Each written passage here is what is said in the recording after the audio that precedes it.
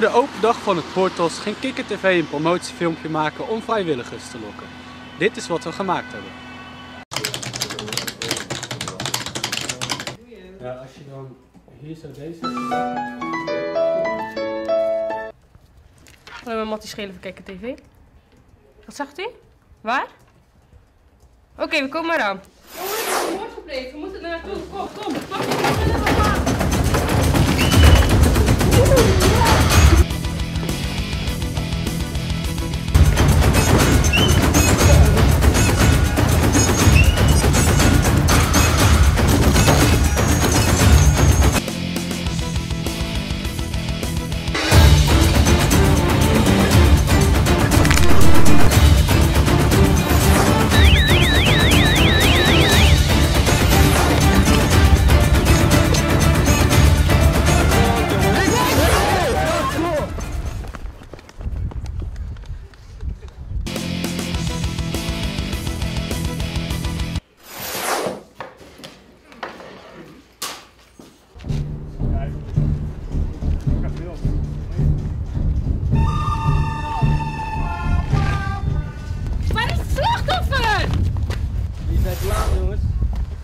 Ik heb de beelden voor jullie.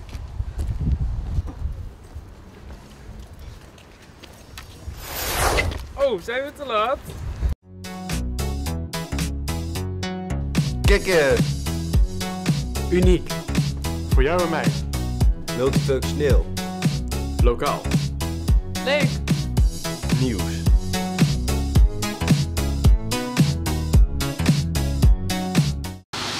De markante zuilen in Kaapstad worden weggehaald vanwege de onveiligheid in het verkeer. We gaan kijken wat de bewoners ervan vinden.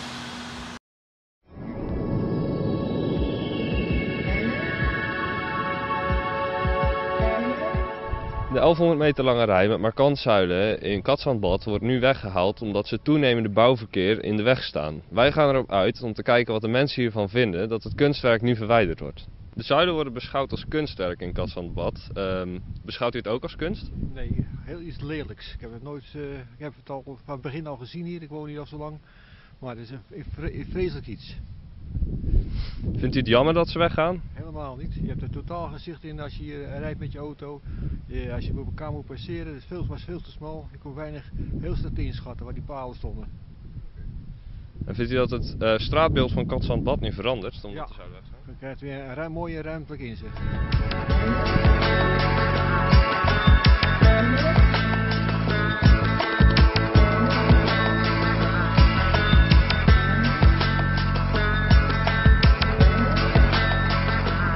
De zuilen zijn bedoeld als kunstwerk. Beschouwt u het ook als kunst? Maar het is best mooi om te zien als je ze allemaal in rij ziet staan.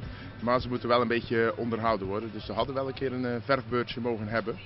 En wat dat betreft, ja, voor mij is het wel een kunstwerk. Alleen, daar is het niet iedereen mee eens, maar dat is typisch kunst. Vindt u het dan ook jammer dat ze weggaan nu? Jammer vind ik niet dat ze weggaan, nee. Vindt u dat het verwijderen van de zuilen het straatbeeld van Katzandbad verandert? Het zal uiteraard veranderen, want de meeste mensen associëren Katzandbad toch vaak met de zuilen. Al vanaf het begin toen ze er stonden. Het wordt ook vaak geassocieerd met verkeersveiligheid. Maar de vraag zal nu ook zijn, halen we de zuilen weg? Gaat de verkeerssituatie dan verbeteren of eerder verslechteren? Want je kunt voorstellen als de palen weg zijn, dan zouden mensen ook wel de neiging kunnen hebben om harder te gaan rijden. Dus dat is even een punt dat ook wel aandacht vraagt.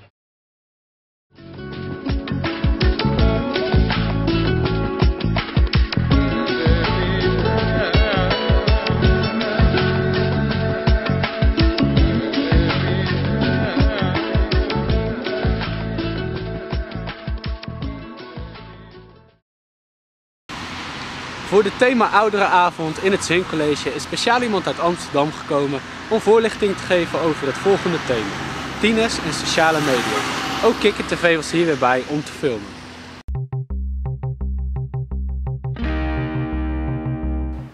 Voor de derde klassers van het Zwingcollege is het vandaag themadag. Wij gaan kijken wat die themadag precies inhoudt.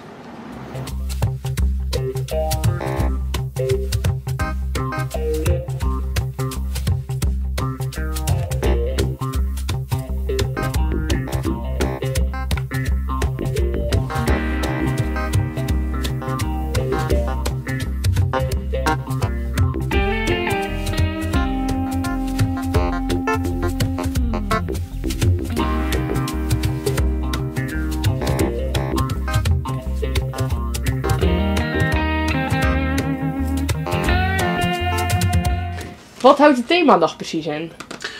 De themadag is georganiseerd door het Swin College. En wat ik begreep is dat er allerlei instanties komen en workshops aanbieden. En vandaar dat wij als Indigo hier ook zijn om een aantal workshops met betrekking tot verslaving en genotmiddelen te geven. En probeert u de kinderen iets bij te brengen? Ja, we proberen eens iets bij te brengen, maar we proberen ook een stukje bewustwording op gang te brengen. En wat wij voornamelijk willen, kijk, we willen niet met het vingertje omhoog van dat moet je niet doen, die genotmiddelen, want daar komen ze toch tegen op hun pad en dat is prima. Maar wat we willen is een stukje bewustwording van ja, wat zijn eigenlijk de risico's en waar begin ik aan en moet ik het eigenlijk wel doen, zo'n jointje bijvoorbeeld. En hoe probeert u ze dat duidelijk te maken? We proberen dat duidelijk te maken door eigenlijk ook wat feitenkennis over te brengen. En wat het leuke daarin is dat we ook wel een stukje interactie opzoeken en soms ook de ervaring van die leerlingen daar neerzetten. Bijvoorbeeld bij cannabis, een bad trip is dan een negatief effect. Ja, dat we het daar wel over gaan hebben en wat gebeurt er dan met je lichaam of je geest op dat moment. En vanuit die voorlichting kunnen mensen uiteindelijk keuzes maken van ga ik dat jointje wel roken of niet roken. En heeft u het gevoel dat de kinderen er iets aan hebben? Ja, ze hebben er wel wat aan. Ja, want ik vraag altijd aan het einde van heb je iets nieuws gehoord of ben je iets wijzer geworden of maakt het je keuze anders uiteindelijk? En sommigen zeggen inderdaad van ik heb wel nieuwe dingen gehoord of ik ga toch nog eens even goed nadenken of ik inderdaad dat jointje wel wil roken, ja of nee. Ja. Komt geluid uit?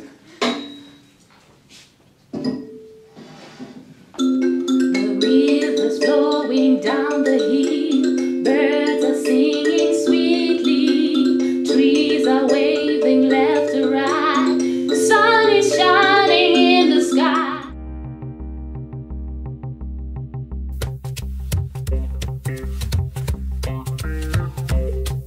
Waar zijn jullie mee bezig?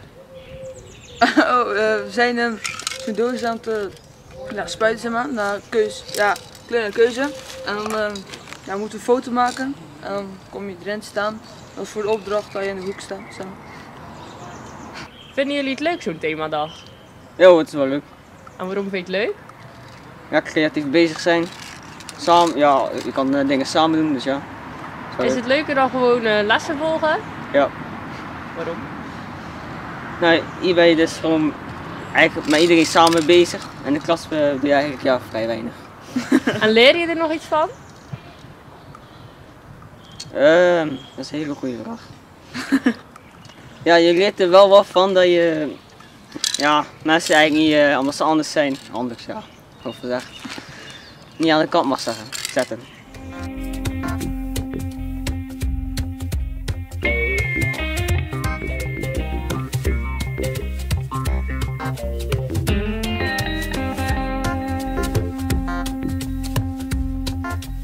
Wat vinden jullie van de themadag? Nou, ik vind het wel goed, want je krijgt veel meer informatie over dingen die je eigenlijk nog niet weet. En wat je gebruikt. En wat heb je vandaag al allemaal gedaan? Eigenlijk gewoon vragen gesteld en goed antwoord gekregen. Vind je de themadag leerzaam? Ja, dat is het zeker. En waarom? Nou, dat is omdat je een heleboel dingen leert op een leukere manier dan eigenlijk gewoon in de klaslokalen.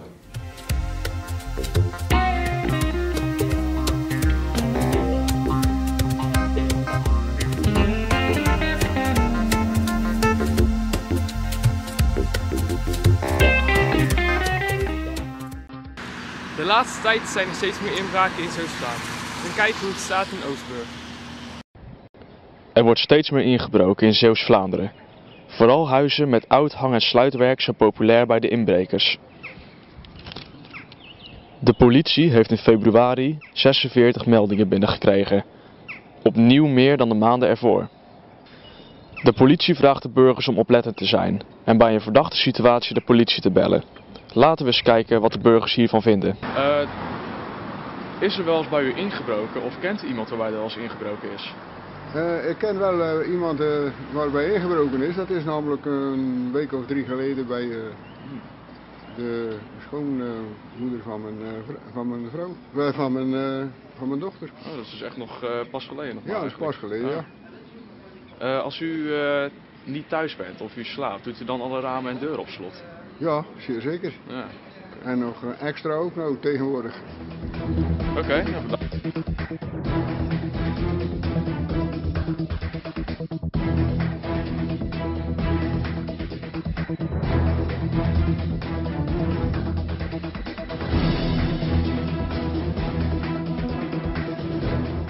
De inbrekers gebruiken de zogenaamde Bulgaarse methode.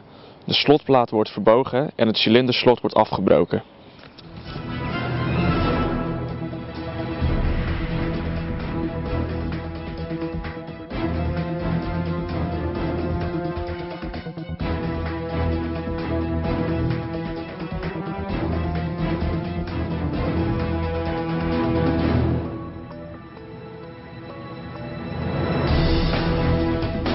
Heeft u wel eens ervaring gehad met een inbraak bij u thuis? Ja, van die tuin, hè? Ja, verder in huis niet hoor, nee. Heeft u wel eens de politie moeten bellen? Ja, mijn ring in de tuin verloren met spitten. Ja. Met die mandjes, nooit meer gevonden. En heeft u wel eens de politie gebeld omdat u iets opvallends zag?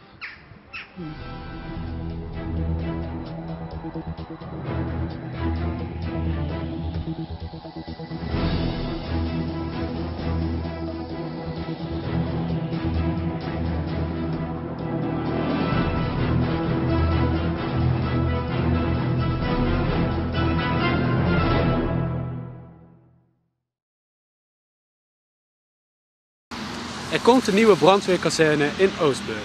Kikker TV gaat op pad om te kijken wat mensen hiervan vinden. Bouwbedrijf De Delta uit Middelburg gaat voor €1,5 miljoen een nieuwe brandweerkazerne bouwen op bedrijventerrein Stampershoek in Oostburg. De nieuwe kazerne moet de oude in Oostburg vervangen, omdat deze niet meer aan de eisen voldoet. Wij zoeken uit hoe de mensen in Oostburg zich hierbij voelen. De oude brandweerkazerne voldoet niet meer aan de eisen van deze tijd. Bovendien is er niet genoeg ruimte voor alle voertuigen. Vindt u dat de nieuwe brandweerkazerne de €1,5 miljoen die eraan besteed wordt waard is?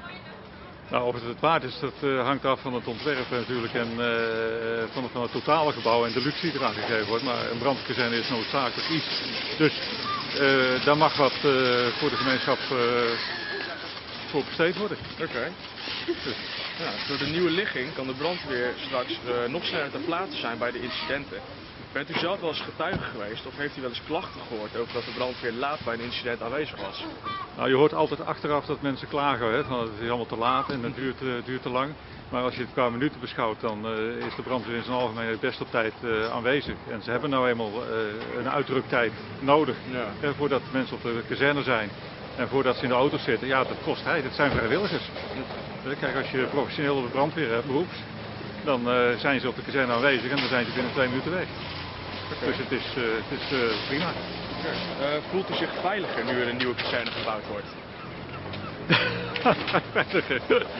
Nou, dat niet direct. Maar de aanwezigheid van de brandweer geeft altijd een bepaalde rust. En zo gaat het eruit zien. De nieuwe stellingsruimte heeft een zogenaamde Le Mans opstelling. Dat wil zeggen dat de voertuigen over dezelfde rijbaan door dezelfde garagedeur kunnen, zonder elkaar te hinderen. Efficiënt dus. De oude brandweerkazerne voldoet niet meer aan de eisen van deze tijd. Bovendien is er niet genoeg ruimte voor alle voertuigen. Vindt u dat de nieuwe brandweerkazerne de €1,5 miljoen die eraan besteed wordt waard is? Ja, dat vind ik eigenlijk wel, omdat brandveiligheid toch wel heel belangrijk is in een dorp. En als dit ze helpt om sneller aanwezig te zijn, dan is dat goed. Door de nieuwe ligging kan de brandweer straks nog sneller ter plaatse zijn bij incidenten. Bent u zelf getuige geweest of heeft u wel eens klachten gehoord over dat de brandweer laat bij een incident aanwezig was? Daar heb ik zelf nooit iets te maken mee gehad, dus daar zou ik ook niks over kunnen zeggen. Oké. Voelt u zich veiliger nu er een nieuwe kazerne gebouwd wordt? Ja, in principe wel. Als er wel thuis is iets gebeurd, is het wel fijn om te weten dat ze er snel kunnen zijn nu, dus dat is fijn. De werkzaamheden zijn nu aan de gang en de oplevering staat gepland voor november dit jaar. Elke woensdagmiddag komen de kids bij ons een item filmen. Daar gaan we nu naar kijken.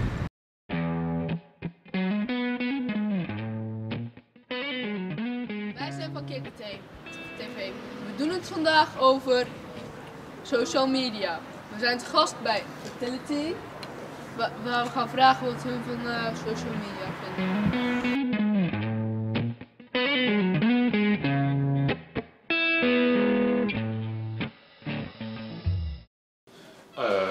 Heel leuk, vooral eigenlijk. Ik gebruik er ook een paar met plezier. Vooral omdat ik het handig vind om van mensen die ik niet fysiek elke dag zie bijvoorbeeld, toch het nieuws te kunnen volgen. Hoeveel gebruik je het? Heel veel eigenlijk. Je zou misschien een beetje verslaafd kunnen zeggen. Want ik op mijn smartphone haal ik het elke dag erbij. Als ik thuis ben, achter de computer kruip af en toe. En elk uur zo eens kijken wat er gebeurt, dus dat is toch wel veel. Zitten er ook minder leuke dingen aan social media? Zelf heb ik weinig dingen ermee, of negatieve ervaringen mee gehad. Maar je komt ook wel eens tegen inderdaad dat er toch bijvoorbeeld pesten gebeurt via social media. En je hebt misschien Project X Haren wel gevolgd. Zo'n veeg dat helemaal uit de klauwen loopt. Dus dat zijn ook natuurlijk de negatieve kanten van social media. Ik word wakker door mijn wake-up app. De tv is kapot gezet. Ik retweet die ene grap van mijn beste maat. Ik vind deze leuk, ik vind het allemaal gaaf. Span mijn zippen en mijn zendingetje tot mijn huis. Wat vind je van social media? Wat ik daarvan vind? Ja, ik vind het makkelijk hè, want als je geen buitengoed hebt of zo en jij zit thuis en jij wil iemand kunnen bereiken, dan ga je naar Facebook of Twitter toch? En dan, ja, als je dat kan, dan kan je met iedereen praten, maakt niet uit waar je bent. Social media is heel interessant, je kan het overal gebruiken. Je moet natuurlijk wel internet hebben aan een telefoon, anders kan je er niks mee doen. En het is leuk om... Het is leuk om contact te hebben met mensen als je ze niet ziet. Dus via Facebook of via Twitter of via iets anders.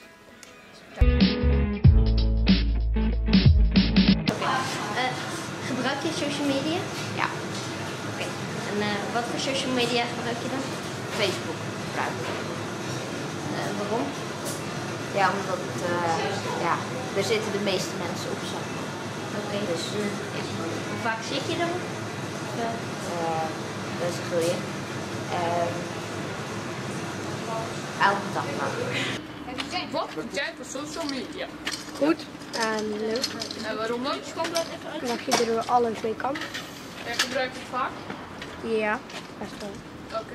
En wat gebruik je dan? Eigenlijk allemaal. Alles eigenlijk. Wat dan? Alles? Ja. Ja, Facebook, Hive en dan dat. Thuis wel, niet op de markt. En wat voor een soort? Internet en een beetje webpagina's bekijken en zo. Ja, voor de rest niet veel bijzonders. Mijn bankzaken doe ik ook via internet natuurlijk. Nee? Wat voor webpagina kijk je het meest? Welke pagina? Eigenlijk het meeste wat ik bekijk is Buienradar. Dat is het meest interessante. Voor ons althans, hè, op de markt. Vanmorgen lag er bijna een meter sneeuw hier op de markt. Tussen aanhalingstekens. Dus het zijn belangrijke zaken voor ons.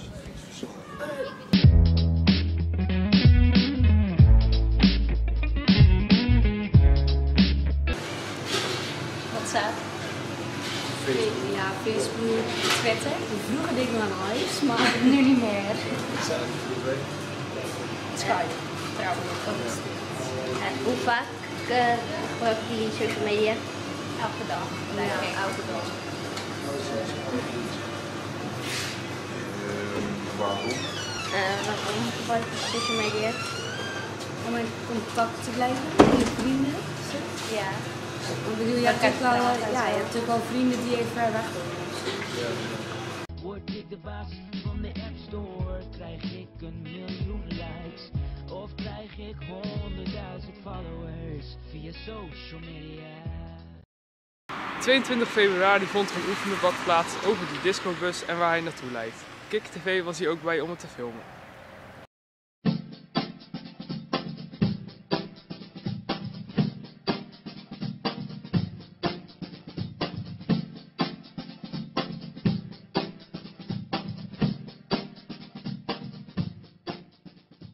Hoe was deze ervaring?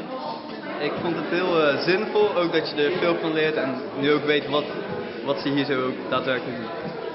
En kon je goed je standpunt kwijt? Ik vond dat ik wel goed mijn standpunt kwijt kan. Ik vond het ook erg leuk om te doen. Alleen jammer dat je niet altijd meteen er doorheen komt praten. Dat gevoel dat heb je dan wanneer je daar zit. En komt het uiteindelijke voorstel overeen met je persoonlijke wensen? Ja, zeker wel. Veel mensen die willen ook daadwerkelijk naar België gaan.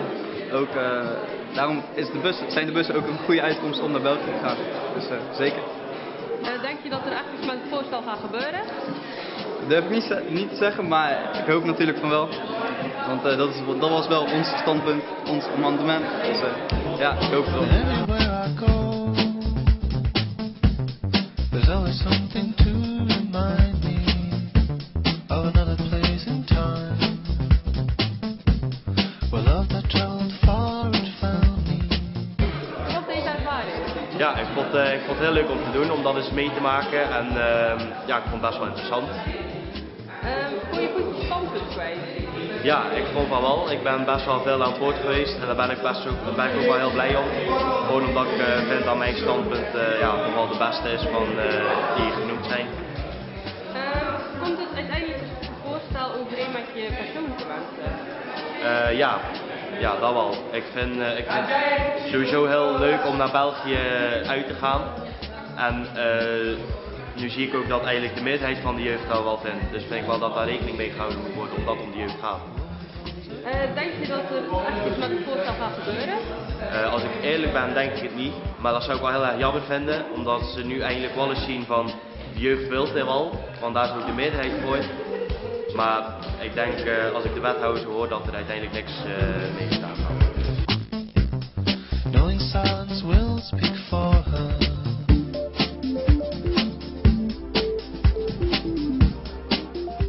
Was u onder de indruk van de studenten van het Swinkcollege? Ja, dat was ik. Ja? Heeft hun mening invloed gehad op uw mening over het onderwerp?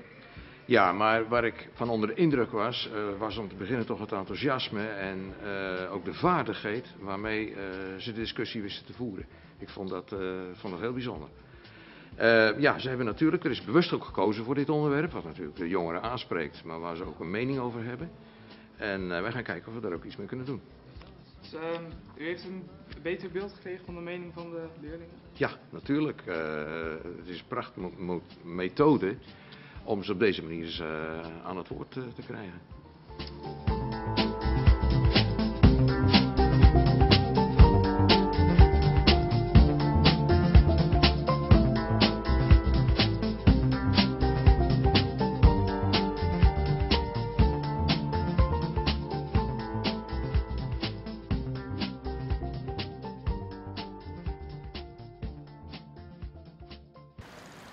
Vandaag was Kikker TV aanwezig in Arenburg om te kijken wat ze er in de katholieke kerk van vonden dat de paus is afgetreden.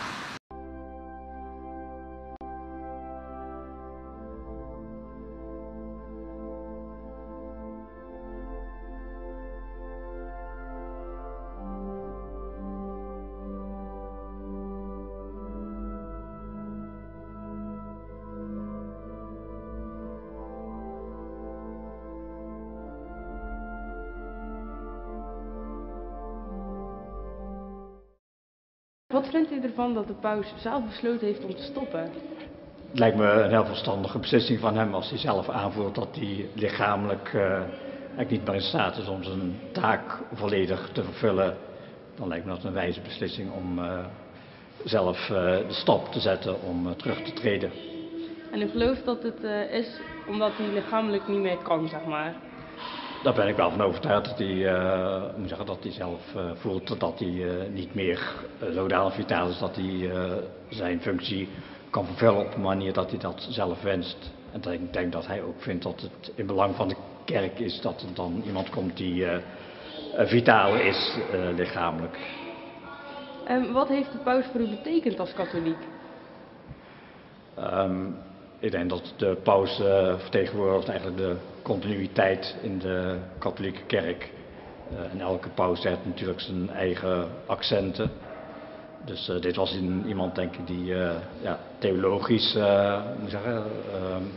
veel ondergrond heeft. Dus eigenlijk professor die ook altijd lesgeven heeft. En dat hij daar ook kan hechten aan de leerstellingen van de kerk. En goed, iedere paus natuurlijk heeft zijn eigen accenten, maar ook zijn eigen uitstraling. Wat voor paus hoopt u dat er nu komt? Ik weet niet of mijn hoop daar zoveel toe doet, eerlijk gezegd. De kardinalen kiezen. Maar goed, zelf zou ik hopen dat in ieder geval een paus is die openheid heeft voor de moderne wereld. En ook de leefwereld van mensen in West-Europa in deze tijd. En hoe is het met de katholieke kerk in Aardenburg? Met de katholieke kerk in Aardenburg is het goed, denk ik. In ieder geval is het een redelijk actieve parochie hier met best veel werkgroepen en ook goede relatie met school en eerste communievoorbereiding zoals het nu bezig is. En kijk, natuurlijk zoals in alle plekken is er natuurlijk al structureel een achteruitgang in de wekelijkse kerkgang, dan met name op zondag. Maar goed, dat is natuurlijk een landelijk beeld. En wij proberen altijd toch wel om nog allerlei andere activiteiten te organiseren. Dat mensen ook het gevoel hebben dat er best wat gebeurt. En het is denk ik toch een vitale kerkplek hier in Aardenburg.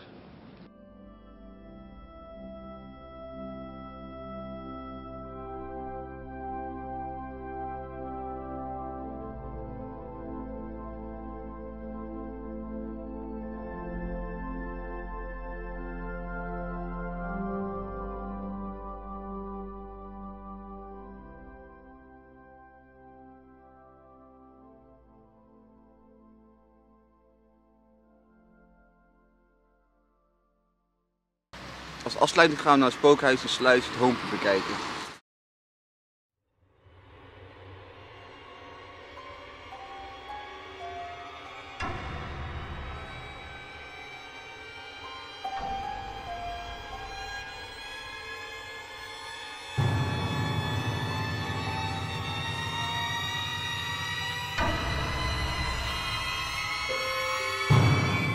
We staan vandaag bij de Sint-Annestraat in Sluis.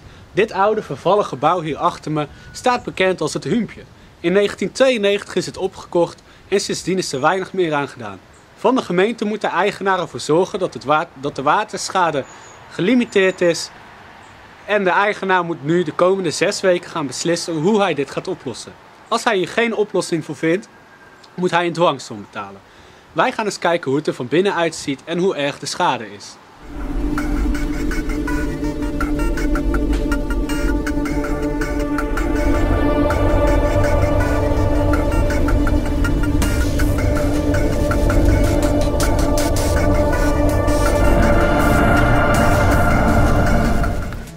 Kunnen jullie wat vertellen over het Hompje?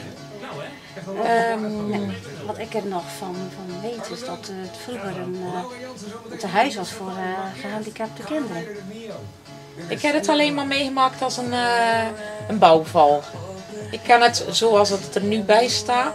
Alleen vroeger was het nog wel iets... Nu staan er helemaal geloof ik hekken omheen. En ik heb nog wel geweten dat er mensen wel eens daar bij de ruïne... hoe noem je het?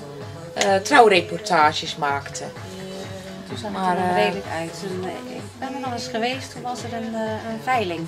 Ik ben er zelf nooit geweest. En dan zag het er op zich binnen nog redelijk uit. En ik vind het een prachtig pand. Was, ja. Maar er valt iets van te maken nog als iemand er geld tegenaan wil gooien natuurlijk. En wat vindt u ervan dat het van de gemeente weer gerenoveerd moet worden eigenlijk? Ik zeg wel goed denk ik, ja.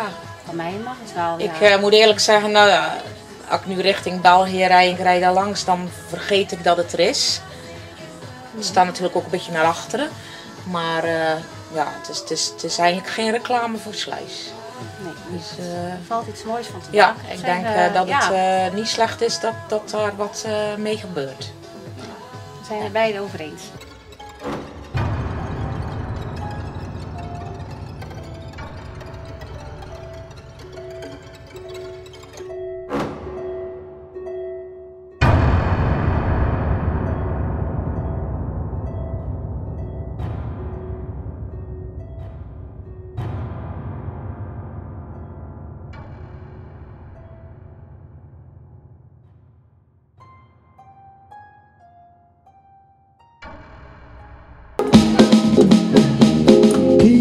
TV.